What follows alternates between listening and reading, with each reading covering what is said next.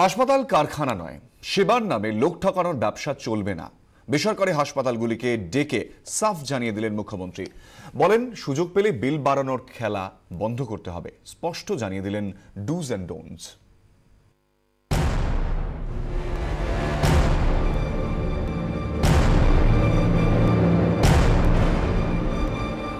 Town হলে বেসরকারি হাসপাতালগুলোর সঙ্গে বৈঠক। চিকিৎসার নামে লোক ঠকানোর ব্যবসা আর বরদাস্ত করবে না সরকার। শুরুতেই সাফ জানিয়ে দিলেন মুখ্যমন্ত্রী। যে পেশেন্ট যাচ্ছে সেও তো টিকিট রোগে ভর্তি হওয়ার আগেই মরে যাচ্ছে মানসিকভাবে, আর শুধু সে মারা যাচ্ছে না, তার পরিবারটাও মরে যাচ্ছে।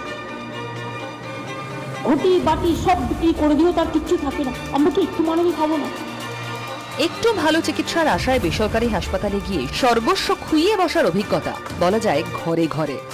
এতদিন আমি আপনি যে কথা বলতে চেয়েও ঠিক জায়গায় বলতে পারিনি, সেটাই বললেন মুখ্যমন্ত্রী। একেবারে বেসরকারি হাসপাতাল কর্তাদের ডেকে এনে সামনাসামনি শুনুন আমার আপনার অভিযোগই কিভাবে উঠে এলো মুখ্যমন্ত্রীর গলায়। স্বচ্ছতার অভাবের একটা নাম বেসরকারি হাসপাতাল। সুযোগ পেলেই বাড়িয়ে দেওয়া হয় বিল। দরকার না থাকলেও কাঁড়ি কাঁড়ি টেস্ট। বিল বাড়াতে রোগীকে বেশি দিন আইসিসিইউ ভেন্টিলেশনে রাখা হয়। ডাক্তারদের কমিশনের জন্য টেস্টে বাড়তি খরচ।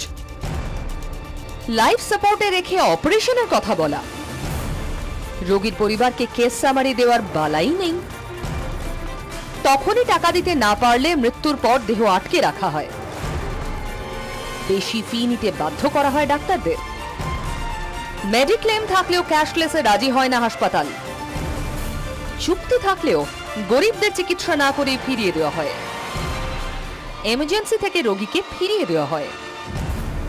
স্টেন্টের দাম বেশি নেয় বেসরকারি হাসপাতাল। প্যাকেজের কথা বলে পরে ধরানো হয় বাড়তি বিল।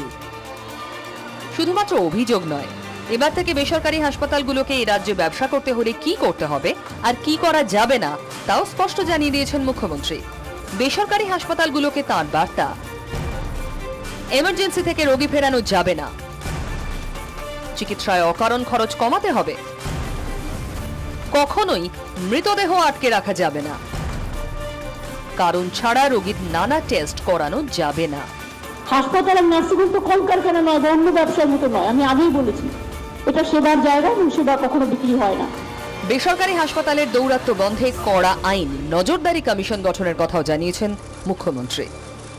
সব মিলিয়ে এদিনের বৈঠকে একটা বার্তা মুখ্যমন্ত্রী স্পষ্ট করে দিলেন, এবার থেকে বেসরকারি হাসপাতালগুলির বিরুদ্ধে এ ধরনের অভিযোগ সামনে এলে আর কোনোভাবেই হাসপাতালগুলিকে রেয়াত করবে না রাজ্য সরকার। 24 ঘন্টার জন্য ক্যামেরায় বাপন সাউয়ের সঙ্গে সন্দীপ সরকার, কলকাতা।